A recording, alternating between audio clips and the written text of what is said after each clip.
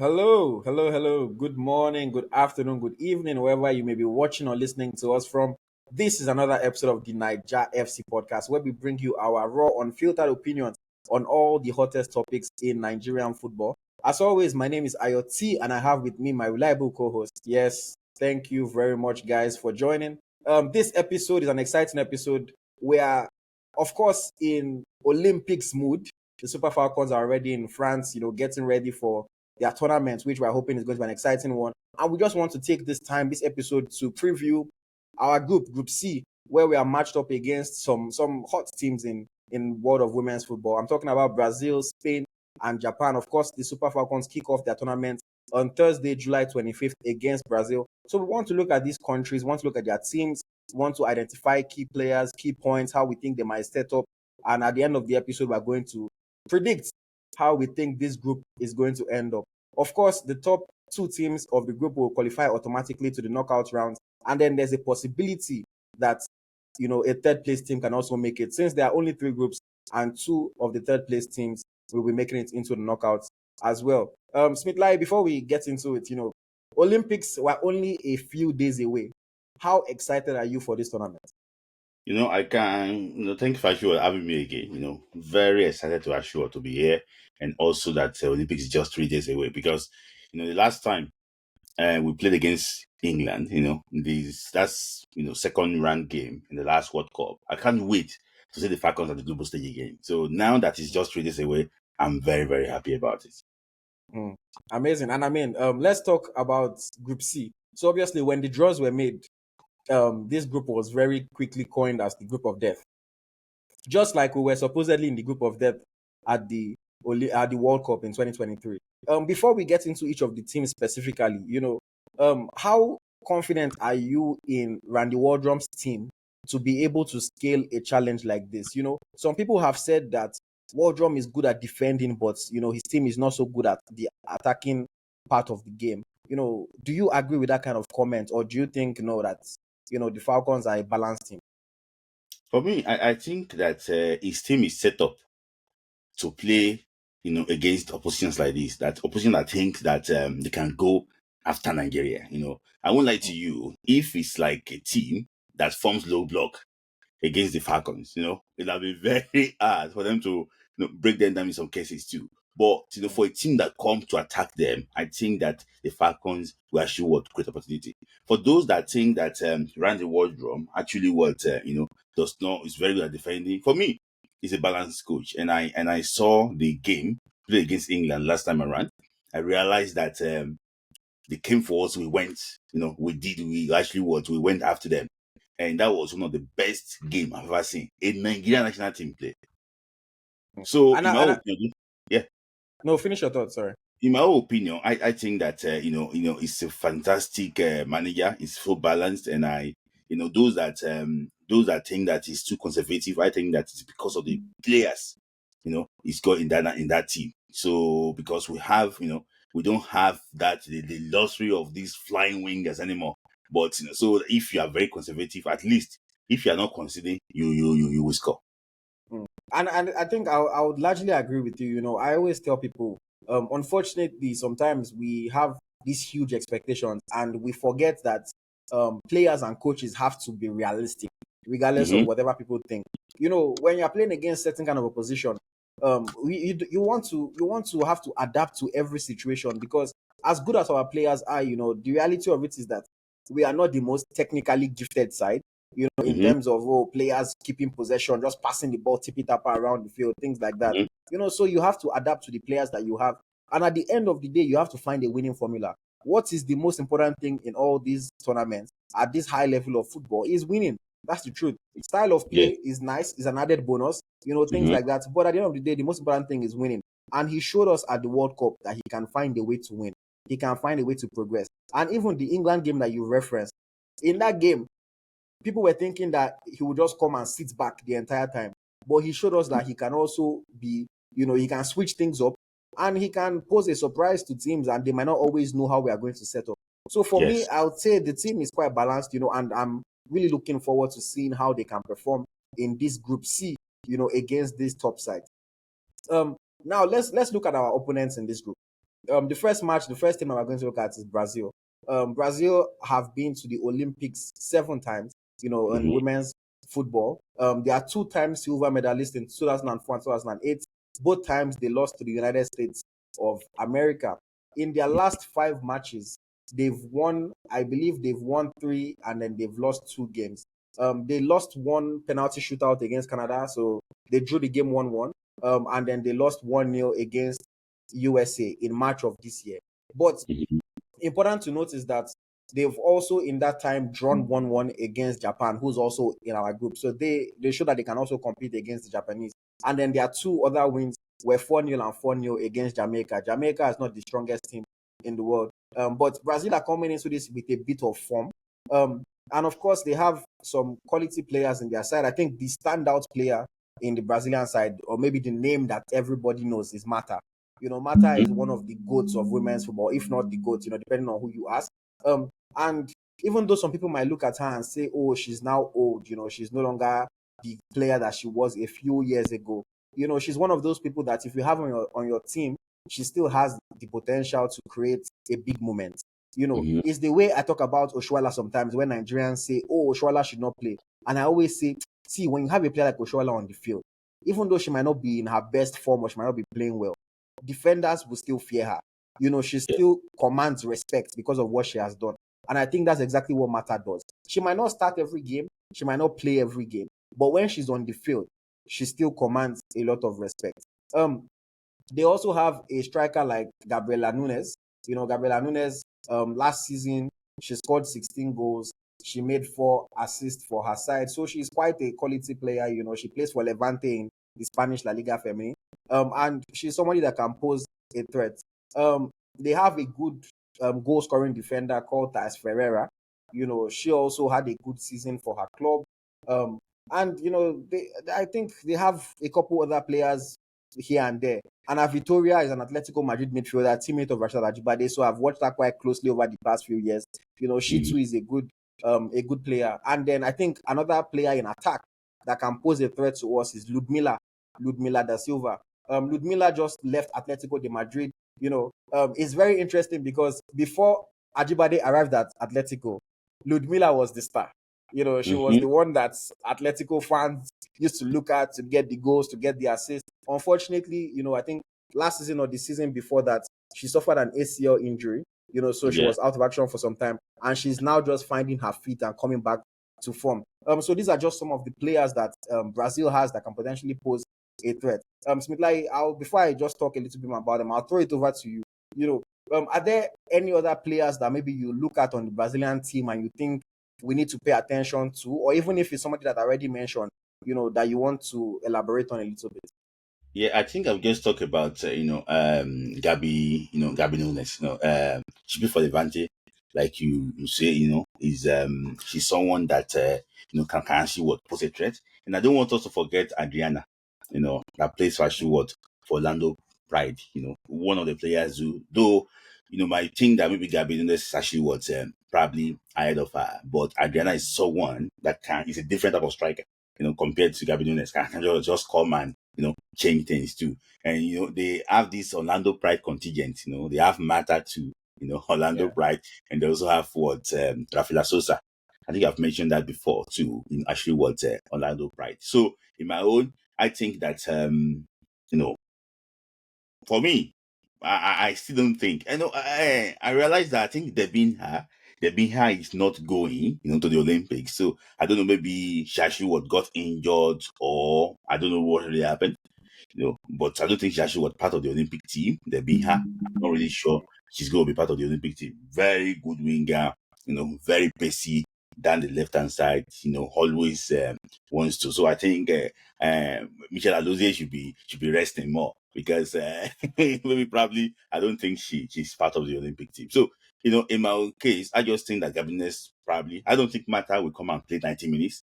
I don't think Mata she's got that energy to come and play 90 minutes. I think she's going to be a bit part player with experience. Maybe when we have beat them 3-0 and it's now 5 minutes to go, they now bring her on. Okay, come and rescue anything. So that is actually what's going to be there for. But for me, when I looked at them, because I scouted them for like a few days now, I realized that they might get a knock on the head. This Brazilian team from Nigeria. And for Debinia, she's not injured. She just wasn't selected in the Mm-mm. squad by the coach. The coach said 18 players. So obviously, some people have to miss out, and he said he wanted to go with a mix of youth and experience. Mm. So unfortunately, Debinia was one of those players that missed out. I would also Mm-hmm. say, half of the Brazilian Olympic team was at the World Cup. So a lot of the Mm-hmm. players that are there, they know each other. They've played with each other for quite some time. And I would say one of the things that I think would be interesting is that a lot of people know Brazil for flair, for excitement. Doing doing high quality on the field. But what is interesting about this Brazilian women's side is I think their strength is actually in their defense these days. Mm-hmm. They tend to keep a lot of clean sheets. They don't concede a lot of goals. So it's going to be a team that if the Super Falcons want to get the better of, we are going to have to be quite good in attack. We're going to have to take our chances when we do get them. I would say their goalkeeper as well, Lorena, she's quite a good goalkeeper. She plays in Brazil. She's going to be at this Olympic tournament. And I think that, she's somebody that can secure the goal for them. Obviously, I don't think she's as good as Chama Kanadozie. And of course, coming up against the likes of Ajibade, the likes of, Okoronkwo, Ihezu, Okanu, she's going to have a lot of tests.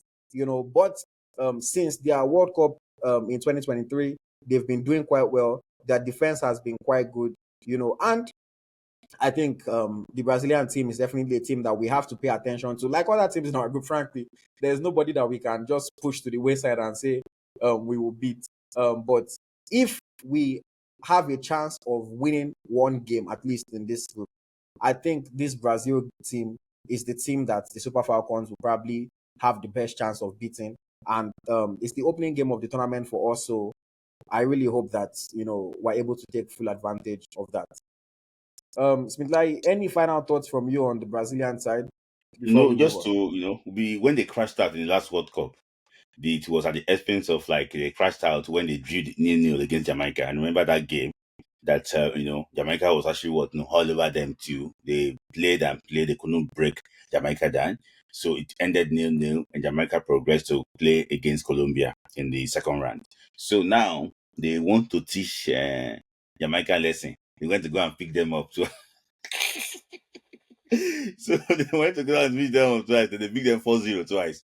Well done. But I can tell you that it's not going to be a friendly game against Nigeria. It's going to be a competitive game, and I'm also sure that Randy Wardrum too.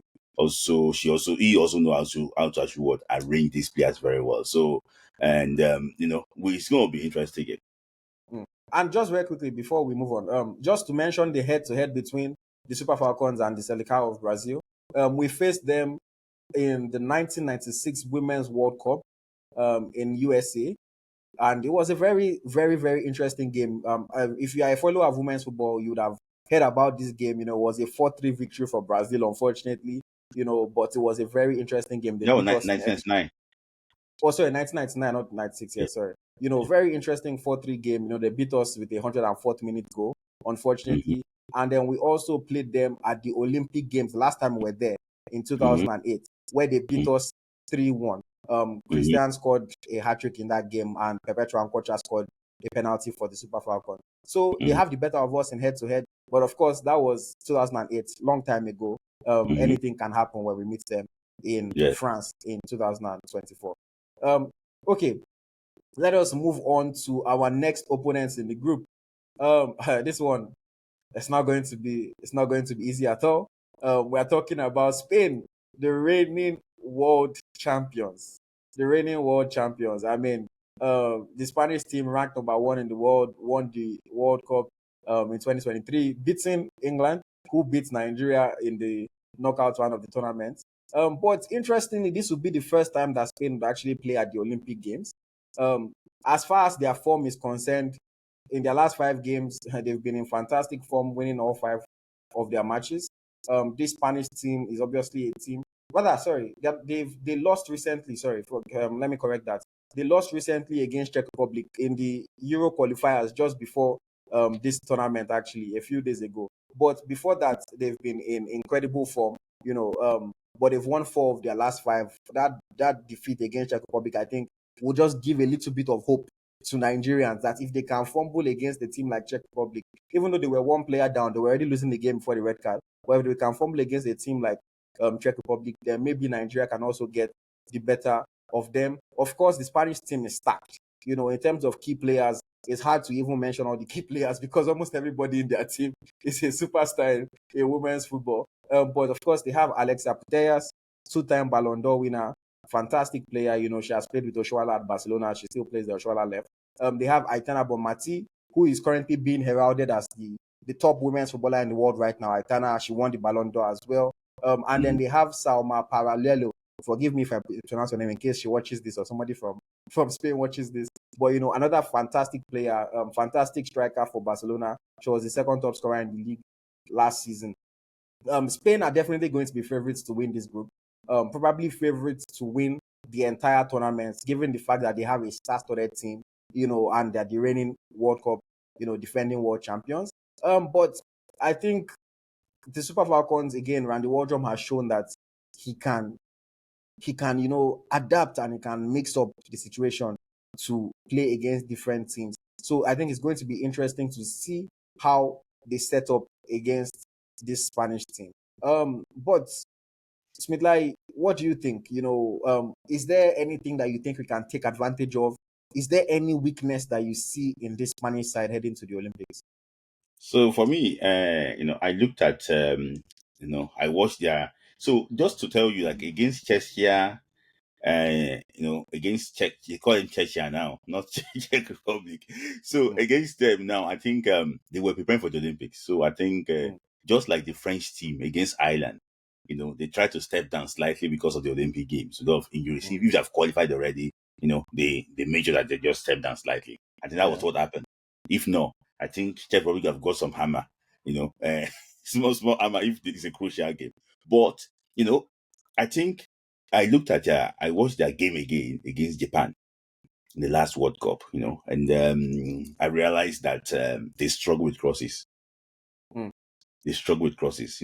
Japan just normally play the cross in no woman's land. I'll just call it that way, no man's land. So and they just attack it from anywhere. I think they struggle with crosses. I think not even very high crosses. I'm talking about the square balls. Just square it in the box. I think that was one thing they did, and counter attacks too, because they're a team that dominate possession. So I also think that counter attacks, if you have fast players that can get at the defenders easily, I think they're gonna actually what they struggle. For me, mm, when they won the World Cup, it was a close final between them. And if you look at the way we also pushed England too in the second round, I even think that we if we got like players like Spanish player, we have won that game too. mm, So the way we pushed England, so I don't think it's gonna be a one. It's gonna be they don't dominate possession, but I think that with counter attacks we can show what they get on them. We can show what mm. do damage. And the what I will say for this Spanish game, where I think we can take advantage of, and I know I'm always saying Ajibade should play on the left, Ajibade should play on the left. That's where she's best. Against Spain, I would probably play her on the right. Or maybe she can be switching sides, but Hmm. I want her to go up against Olga Carmona. Olga Carmona is a player for Real Madrid, and when Ajibade played against her twice this past season in the Madrid derby, she showed her pepper. Ajibade Hmm. has that girl's number. They play in the same league, and Ajibade has her number. And yes, I know that it's not going to be a one-on-one battle, it's the Hmm. entire team. But I think if you give Ajibade the chance to run at Olga Carmona, to get at her a couple times, I think she can cause problems. Even if she's not running the ball, if you play balls in behind and you ask Ajibade and Carmona to get into a race, Ajibade is faster, stronger, a better player than Carmona. And I believe that Hmm. that's where she can really take advantage of and find those moments to score a goal. So for me, if there's any way I think we can exploit, I think is the left hand side of the Spanish defense. Olga Carmona, and either it be Ajibade whipping in crosses from that right hand side, or right hand side of our attack, or whether it be trying to get a shot off. I just think that's a weakness that I hope Randy Waterman and his team try to exploit. It's not going to be easy for us. Spain are more than likely going to dominate possession. They are going to Hmm. have most of the ball, and try to dictate the play. But when we get the ball, how quickly can we transition into attack? how can we create our players one-on-one opportunities to go up against the Spanish defense? Because if we allow them defend as a whole team, it's going to be difficult for us. So those little things I think might be what could just potentially be, the deciding factor if the Super Falcons are supposed to get a good result in that game. And Smith, like, I want us to also just look at some key player matchups that I think will happen potentially in that game against Spain. I already mentioned potentially Ajibade versus Olga Carmona. But another matchup that I think is going to be a huge deciding factor for that game is Aitana Bomati versus Christy Uchebe in the Mm, middle of the pack. mhm. Bomati, of course, highly regarded as the best player in the world at the moment, Ballon d'Or winner. How do you think Uchebe can handle a player like that? For me, I think the way Ushebe handle Kyle Wash. Is Hmm. he Kyle Wash during the I World mean, Cup? it's not the same level of player, but But it's just so. But I think because that game, when I saw that game again, the commentator mentioned something in that game. He said that Ushebe again. He said that commentator said that we need to check how many lungs she's she got. has. Because yes, she has. Because I realized that she's someone that she doesn't get tired. So I also think Hmm. that she's actually what the way we I think that we've like handled some top players before. Like look at the guy Leon James. The James of England. Look at how he was against China. He was doing cha against China, but when it was against Nigeria, things actually were changed for us. So for me, I think that Randy Wardon will well this, and I think that Christy Ushebe will do a very good job. And also, there's one matchup I'm thinking about Jennifer Emoso. Is it Emoso Yeah, Hermoso. and Deborah Abiodun? Hmm. I'm looking at because Emoso seems to be the orchestra. The one that tries to actually coordinate everything. The final thought, with our left leg and everything. So I was thinking about that. It's going to be similar to this girl, the lady from Jamaica, from Canada. What's her name again? The old lady from Canada. That Christine was the Sinclair. Christine Sinclair. I remember in the matchup too, in the opening game, Hmm. it was the Deborah Abiodun that was running I and was running, and she's roughing out. rough, roughing her. So I don't think that that's going to be another matchup too. But I just want her to be very careful because Jennifer she's very experienced. She's Hmm. played for in Mexico, very experienced. Yeah. She knows exactly what to do to these young players. That okay, don't get card. So I just Hmm. think that the British should be very careful. But that midfield battle is going to be fire for fire, and we'll see who wins it. Fire for fire. All right, all right. And then let us move on to our final group stage opponent. Talking about Japan, the seventh ranked national team in the world. Japan, of course, have been to the Olympic tournament 5 times in the past. But even regardless of their recent results, we've seen the Japanese side compete on the world stage many times, and we know that they are a very organized team. They are a team that plays like a very well-oiled machine. They have coordination, they are disciplined, and they are set up quite well with good players on their team, good coaching as well. Some of the key players that they have Miyazawa. She was the Golden Boot winner at the World Cup in 2023, the last World Cup. So she's definitely a player that we have to watch out for. They have Yui Hasegawa, who is a player for Manchester City, and she's regarded as one of the top central midfielders in the world right now. They also have Fukanagano, a player for Liverpool in the English WSL as well. And then they have West Ham's Rico Ueki, who is more than likely going to be their option up front. So overall, fairly average age team. I think their average age is about 25, 26. But they're a quality team, and they were the first Asian country to win the World Cup in 2011 when they did that. And they've also had triumphs at the under 17, under 20 level. So they have a good footballing culture in their country, and they are growing and they're trying to improve. So Smith, like, what do you think will be the potential, I would say, opportunities for the Super Falcons when they match up against Japan in that third game? I think we played Japan too in a friendly game leading to the World Cup in Australia and New Zealand. I think we lost 2-0 in a friendly game. That was a game that was, I think we were not really prepared. Players arrived maybe probably the day of the game, or maybe a Yeah, day before the game. So I think we lost 2-0 or so in that game. And I yeah, it think was we 2-0. 2-0. We took some players too. That was like a rocky at that level. Players like Onyedezie, they were actually were there in that team that left that played. But this will be a different Nigerian team, and I think Japan will struggle against this team. Japan called Ghana, for a friendly game. They want to have a Yeah. taster, of what Nigeria can actually what bring. But they spanked Ghana 4-0. No, Nigeria is not Ghana. Nigeria is not Ghana. Though we might be fighting for Jollof, but Nigeria is not Ghana. So, in my own opinion, I think it's going to be a very difficult, it's going to be a very difficult game of football between us. I think that one thing they do right is that the way they press. If you are someone that cannot use the ball very well, when they sandwich you, they can take the ball early from you and attack you straight away with it. And also the way they shoot, from anywhere, and also the way they actually what cross. They cross the ball so fast in a way that the square balls they can't cross it up because of they don't really have that height, but they normally square it so that one of the attackers can actually what attack it. So, in my opinion, I think that one was probably one of our easiest games in these tournaments. And I think that I think Brazil and Japan, I think we stand a chance of beating them. And I mean, you rightly mentioned they spanked Ghana in a recent friendly. They drew 1-1 against Colombia as well, to prepare Hmm. for this tournament. So they're not a team that I think we should fear, but they're a team that will still have to show a little bit of Yes. respect, Hmm. just because if we don't get our things right, they can of course take advantage of that. And like you mentioned, they've beaten us in recent times, but I don't think that that's anything that we are going to necessarily be worried about because Hmm. we didn't have a full strength team. We had players that were playing after traveling from Europe to Asia, playing with less than 8 hours of sleep, things like that. So it's definitely going to be an interesting battle.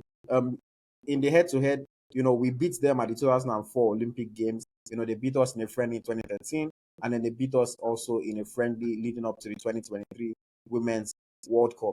I already mentioned players that I think we should watch out for.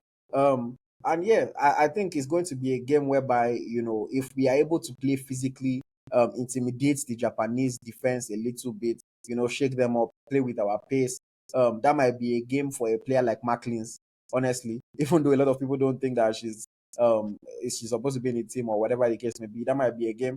Macklins I'm not sure how tall she is, but I know she's taller than most female players. And Hmm. then the Japanese team are also now a shorter team in general. Is a game that she could really just bully them physically, get knockdowns for our other players to run in and to take advantage of. If we can deliver some good crosses in the box, I don't see why she has to win every single header, that comes her way. So I think I would also hold the sentiment that along with the Brazil game, this is a game that is there for the taking. It's not going to be easy, but when we have possession, I don't think there's any reason why the Super Falcons cannot pose a threat for them. So yes, and of course at the last World Cup, they fell at the quarterfinal stage against Sweden. They are still, of course, one of the top contenders for this Olympic Games, but I think that the Super Falcons are what would I use to describe it? It's one of those teams, that has the potential to shock the world and to show that you might rank us low, but we can defeat some of these top teams or these top ranked teams that you think are so good. So it's going to be an interesting one for sure. So Smith, like, any final word on Japan? What do you think would be the potential outcome of that game? No, I think another player we have to look at for is that I think Alba Fujino, a very young player. I think she's still based in Japan. Very, very good player. She's been, I thought about, she's from midfield to attack. Very, very good player. So I think that she can actually what be someone that we have to look out for. But for me, I think against Japan, it's going to be slightly what a lot easier for us. So I saw what Sweden did to them. When after they spanked Zambia 5-0, they beat Costa Rica, they beat Spain in the group stages on last World Cup. A lot of people tipped them that they will be the champion of the world. After beating Spain, but you know when they faced Sweden in the quarterfinals, so I think it was quarterfinals, Yeah. they could not undo Sweden. they could not handle Sweden. And I think there's one guy called, is it Aslani? I don't know, maybe Aslani from Sweden. They could not handle Sweden at all. I think what Sweden did for them was just to cross the ball. They started getting confused, getting confused, and that was how Japan crashed out the last World Cup. So I don't think that that's another area that Nigeria and Brazil can exploit against Japan. All right, all right. So yes, there you have it, guys. Those are our thoughts on the three teams that are going to be facing the Super Falcons in the group phase of the 2024 Paris Olympics. It's called the Paris Olympics, but none of our three games is actually in Paris. Two of the games are in Nantes, and one game is in Bordeaux. Mhm. But yeah, it's the Paris Olympics still. So Smithai, let's just quickly wrap up this episode by giving our predictions for the group. Um, so fourth place. You go first, and I'll go after you. Who do you think will finish in fourth place in this group? Brazil. Hmm. Brazil in fourth place. Hmm. I think I would also have to agree with you and put Brazil in fourth place.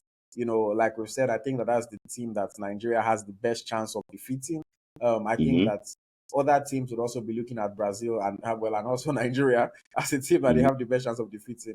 But of course I'm going to root for my Nigerian team. So I'll go with Hmm. Brazil in fourth. I'll go first for this one. In third place, so we have Japan, Nigeria, Spain. In third place, I'm going to say Japan finished third. Japan finished third in this group. Smith, like, how about you? Who finishes third? Spain. Spain. So big upset Hmm. if that happens. So world champions finishing third in this group. Okay, okay. And then in second Yes, I place, think I think Spain. Okay. In second place for me, I'm going to go with Nigeria. I think Super Falcons, I love them, fantastic Hmm. team. But I think that, predicting them to top this group will be a bit of a tough task. So I'll go with second place for Super Falcons. How about you? Who's second?